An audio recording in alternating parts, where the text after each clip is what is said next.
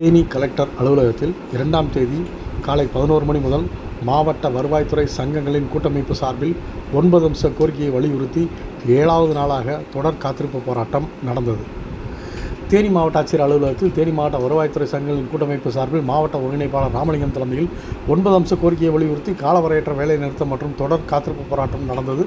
இந்த போராட்டத்தில் வருவாய்த்துறை சங்கங்களின் கூட்டமைப்பு குழு எடுத்த நடவடிக்கைப்படி வருவாய்த்துறை மற்றும் பேரிடர் மேலாண்மை துறை அளவைத்துறையில் பணிபுரிந்து வரும் அனைத்து நிலை அலுவலர்களின் உயிர் மற்றும் உடைமைகளை பாதுகாக்கவும் சிறப்பு பணி பாதுகாப்பு சட்டத்தை உடனடியாக நிறைவேற்ற வேண்டும் என வலியுறுத்தியும் பொதுமக்கள் பணியை சிறப்பாக மேற்கொண்டு வரும் பேரிடர் மேலாண்மை துறையில் அனைத்து காலி பணியிடங்களையும் காலமுறை ஊதியத்தில் நிரப்ப வேண்டும் உள்ளிட்ட 9 அம்ச கோரிக்கையை வலியுறுத்தி ஆர்ப்பாட்டம் நடந்தது.